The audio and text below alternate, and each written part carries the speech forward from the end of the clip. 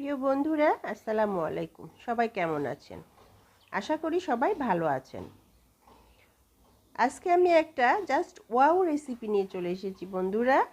আজকে আমি বিরিয়ানি করে দেখাবো আপনাদের, chicken biryani. So yummy, so tasty, just looking like a wow, just wow. বন্ধুরা, এই বাক্যটা আমার এই রেসিপিটার সাথে খুব মানিয়েছে, তাই না? বিরিয়ানি মশলাটা কিন্তু আমাদের সবার ঘরে সব সময় থাকে না, কিন্তু গরম মশলার পাউডারটা সব সময় সবার ঘরেই থাকে।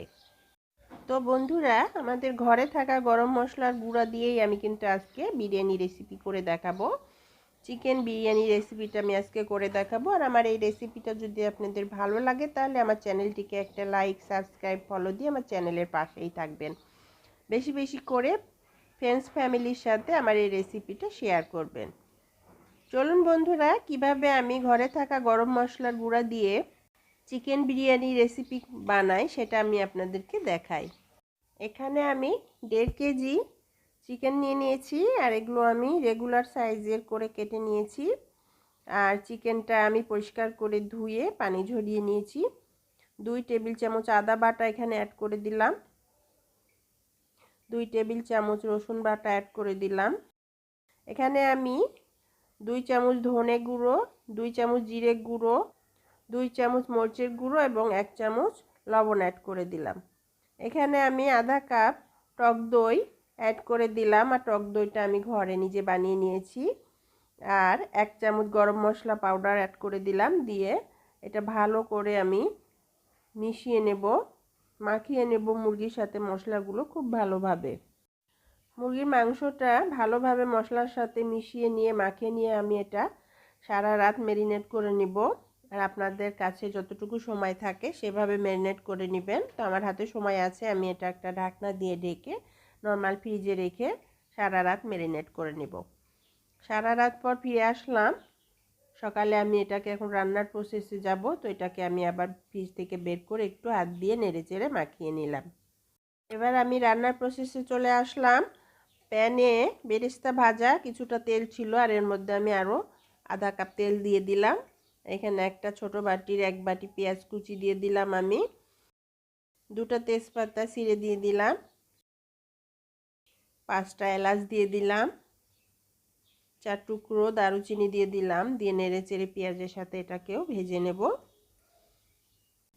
হালকা ব্রাউন কালার করে ভেজে নেব। হালকা ব্রাউন কালার করে ভাজা হয়ে গেছে। এবার হলো ম্যারিনেট করা মাংসটা এটার মধ্যে অ্যাড করে দিলাম, আর বাটিতে যে মশলাগুলো ছিল সেগুলো একটু মাংসের মধ্যে ঢেলে দেব। এটা দিয়ে তারপরে আস্তে আস্তে মাংসটাকে রান্না করব, কতক্ষণ কষাবো। আর চুলার আঁচ মিডিয়াম হিটে রেখে এটা কষাবো। উল্টিয়ে পাল্টিয়ে ভালোভাবে তেলের সাথে মিশিয়ে নেব এবং কষাবো। আর এই কষানোটা অনেকক্ষণ ধরেই করব, তাহলে মাংসটা খুবই টেস্টি হবে। লবণটা চেক করে নিলাম, এখানে একটু লবণ লাগবে, আরও আধা চামচ লবণ এখানে অ্যাড করে দিলাম। লবণটা দিয়ে আবার নেড়েচেড়ে ভালো করে কষিয়ে নেব। বিরিয়ানির এই মাংসটাকে যতটা সুন্দরভাবে কষাবো, টাইম নিয়ে অল্প অল্প করে কষিয়ে নেব, তাহলে বিরিয়ানি মাংসটাও টেস্ট হবে, বিরিয়ানিটাও খুব টেস্ট হবে। দেখতে পাচ্ছেন বন্ধুরা কতটা তেল ছেড়ে এসেছে মাংসর থেকে, অনেকটাই রান্না হয়ে এসেছে। তারপর আরও কতক্ষণ আমি এটাকে কষিয়ে নেব। ভালো মতো কষানো হয়ে গেছে। এবার আমি এটাতে যে বাটিতে কিছু মশলা লেগেছিল সেই মশলা ধোয়া পানিটা এটার মধ্যে অ্যাড করে দিলাম, আর পরিমাণ মতো কিছুটা পানি দিয়ে দিলাম, যেন এই পানিতে মাংসটা ভালোভাবে সিদ্ধ হয়ে যায়, রান্না হয়ে যায়। ব্রয়লার মুরগির মাংস এমনিতেই তো সিদ্ধ হয়ে যাবে তাড়াতাড়ি, তারপর ম্যারিনেট করে নিয়েছি, এটাতে আরও তাড়াতাড়ি রান্না হয়ে যাবে। পরিমাণ মতো পানি দিয়ে একটু নেড়ে চেড়ে নিলাম, নিয়ে একটা চুলার আঁচ হাই ফ্লেমে দিয়ে ভালো মতো বলক তুলে নেব। ভালো মতো একটা বলক চলে আসলে তারপর চুলার আঁচ মিডিয়াম হিটে দিয়ে ঢাকনা দিয়ে ঢেকে কতক্ষণ রান্না করে নেব। বিরিয়ানি করাটা আসলে বেশি কঠিন কাজ না, শুধু ম্যারিনেশনটা ভালো মতো করে নিতে পারলে। ম্যারিনেশন ছাড়াও এখন কিন্তু বিরিয়ানি রান্না হয়, মাংসটা সরাসরি রান্না করে বিরিয়ানি রান্না করা যায়, সেটা আরও সহজ হয়ে যায়। মাংসের পানিটা একদম শুকিয়ে গেছে আর মাংসটাও সিদ্ধ হয়ে গেছে, ভালো মতো রান্না হয়ে গেছে। এই মুহূর্তে আমি 1 চামচ গরম মশলার গুঁড়া অ্যাড করে দিলাম, দিয়ে আবার ভালোভাবে মিশিয়ে নিব। খুব সহজে, যেহেতু আমি বিরিয়ানি রান্নাটা দেখাচ্ছি, ঘরে থাকা খুব সাধারণ উপকরণ দিয়ে খুব সহজেই রান্না করে দেখাচ্ছি। মাংসটা বেশি সিদ্ধ করা যাবে না, পোলাওর সাথে আবার কতক্ষণ রান্না হবে, তাই জন্য বেশি সিদ্ধ করব না, 50% সিদ্ধ করব মাংসটা, বাকিটা পোলাওয়ের সাথে আবার রান্না হয়ে যাবে। তো 50% রান্না হয়ে গেছে, ঝোলটাও শুকিয়ে এসেছে, এরকম একটু মাখা মাখা ঝোল থাকবে। এই অবস্থাতেই আমি চুলাটা বন্ধ করে ঢাকনা দিয়ে ঢেকে এটা আলাদা এক সাইডে রেখে দিব।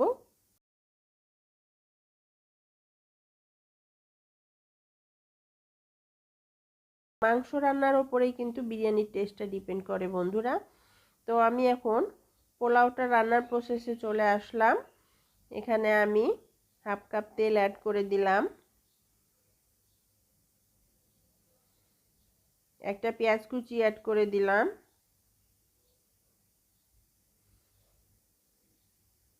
2টা তেজপাতা ছিঁড়ে এটার মধ্যে আমি দিয়ে দিব,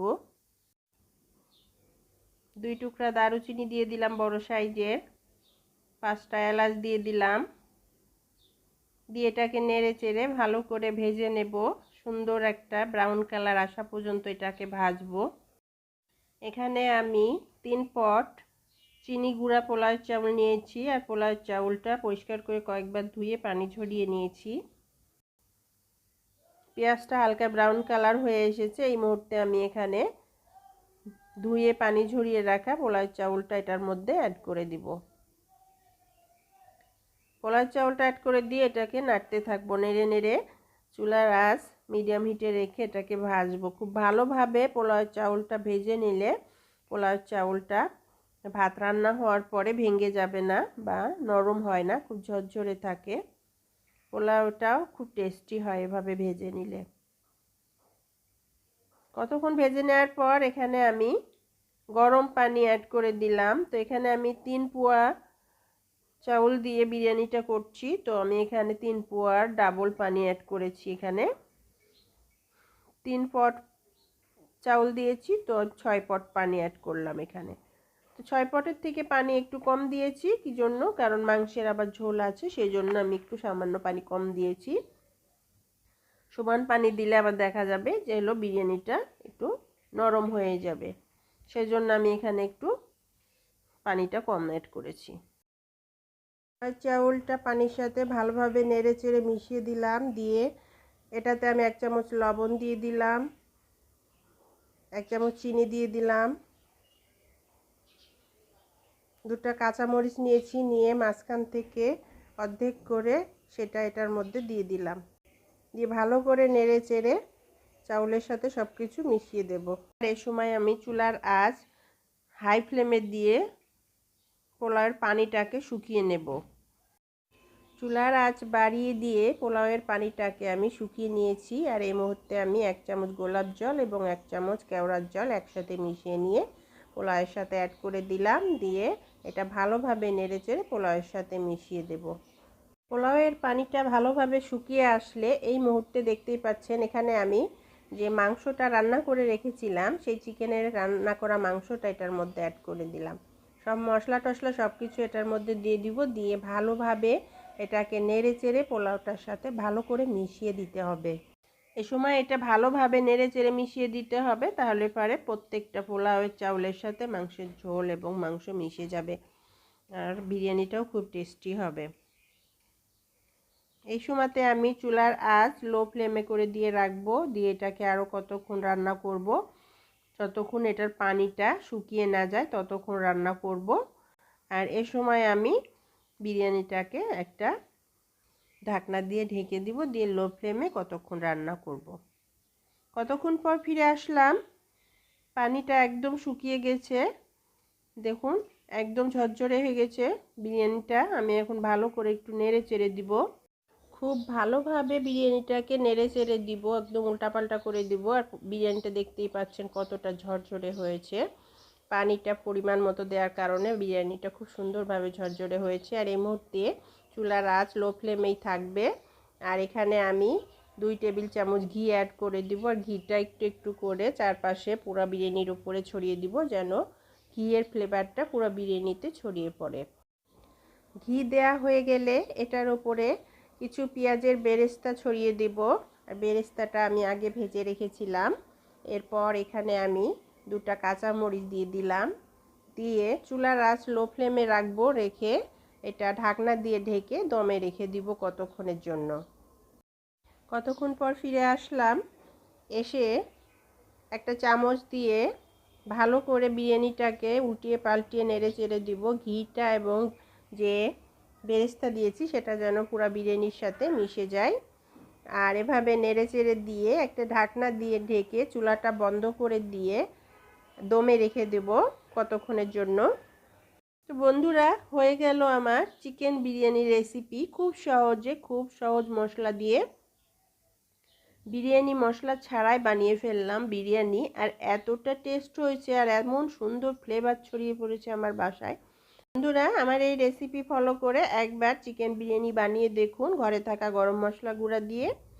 জাস্ট ওয়াও একটা রেসিপি আপনারা তৈরি করে ফেলবেন, খুবই ভালো লাগবে। আর ভালো লাগলে আমার চ্যানেলটিকে একটা লাইক, সাবস্ক্রাইব, ফলো দিয়ে আমার চ্যানেলের পাশেই থাকবেন। সবাই ভালো থাকবেন, সুস্থ থাকবেন, আমার জন্য দোয়া করবেন। আল্লাহ হাফেজ।